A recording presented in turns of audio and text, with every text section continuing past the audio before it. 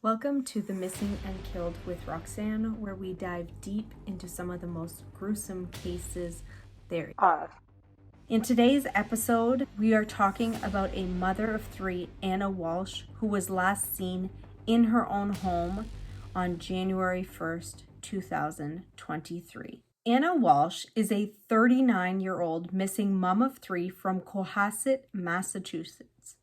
She was a real estate executive in Washington, D.C., and reportedly split her time between Massachusetts and Washington, D.C. Her husband stayed in Massachusetts with the children, and she traveled to Washington, where she had a home for her work. According to a friend of Anna's, Anna thought that Brian was going to end up in prison and was planning to move to D.C. with her children. It appears to Anna's friend that the marriage had been strained. Recently discovered through newly released documents, it states that Anna was having an affair with a man in Washington, D.C. before she went missing. Court documents also stated that she had spent Thanksgiving with this so-called man. This man has told the investigators that he was dating Walshe for several months and that they also spent Christmas Eve together. The pair were planning to spend New Year's together on January 4th after she returned from Massachusetts, the documents show. Anna has been missing since sometime shortly after having dinner with her husband and a friend on New Year's Eve in their home. The family friend left the Walshe residence around 1:30 a.m. on January 1st, 2023,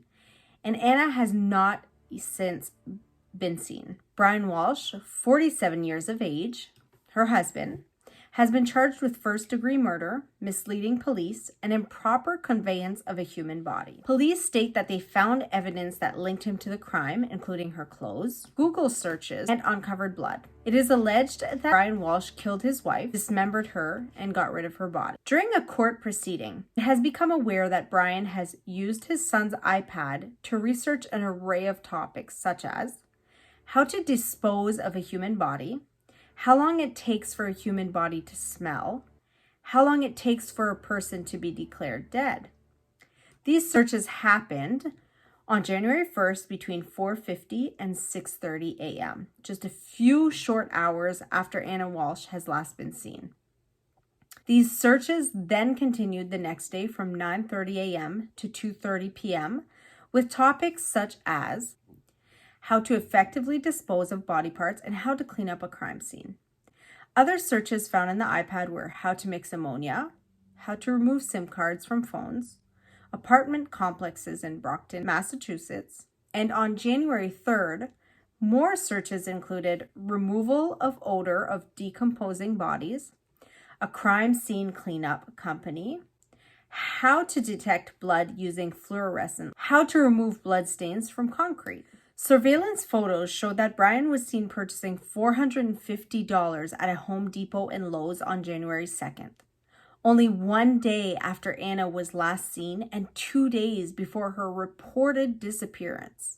This purchase included a slew of cleaning products such as 5-gallon buckets, a high-tension hacksaw, a 48-pack of terry cloth towels, a framing hammer, a Tyvek suit, shoe guards, 200 disposable rags, and mops.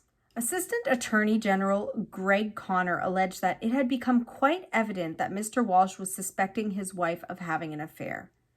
He was routinely visiting the Instagram page of one of her male friends, and on December 26th, his mother, with his input and direction, obtained and hired a private investigator to surveil Anna Walshe in Washington, D.C. Walshe's defense attorney, Tracy Minor, disputed the allegations and stated that there was really no evidence that he suspected his wife of having an affair until he learned it in this discovery case during a court proceeding. On January 8th, a dumpster outside of his mother's apartment was searched by law enforcement. Court documents show that police found many items believed to belong to Anna Walshe, such as Volkswagen keys, a Hermes watch, a black Prada purse, a short black coat, her COVID vaccination cards.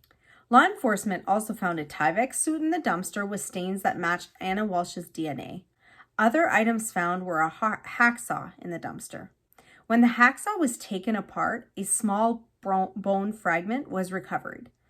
The fragments are currently undergoing DNA testing. Less than a week after Brian pleaded not guilty to her death, Documents, a collection of search warrants, affidavits, and other filings by investigators probing Walshe's disappearance were released.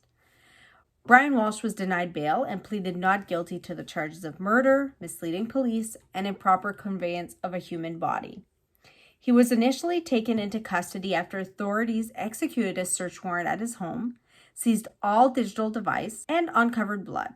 It has been shown that Brian would benefit from $2.7 million in insurance payouts if Anna had died. The whereabouts of Anna Walshe's body still remains a mystery. Newly released documents in this case revealed that just 3 days after Anna Walshe's name was entered into the National Crime Information Database, investigators received an email stating, "We have the so-named Anna Walshe with us here. We had a deal worth $127,000. She messed up." Read the email in which that was sent from a Gmail account that stated the name of Richard Walker 9984. This message went on to say, "We have her here with us, and if she doesn't pay the money, she'll never be back. And we know that the police and FBI are involved. Good luck finding us." Do you think that this email is legitimate? I would love to hear your thoughts. Investigators were a bit suspicious of Walker's message simply because it didn't include a timeline to respond to the demand and there was no contact information. At this current time, Brian is being held behind bars without bail and is due back in court this upcoming August. If you like this video, don't forget to hit the big like button and subscribe so you don't miss any notifications for when new videos are being released. Thanks again for coming by to watch another episode of The Missing and Killed with Roxanne, and I'll see you next time.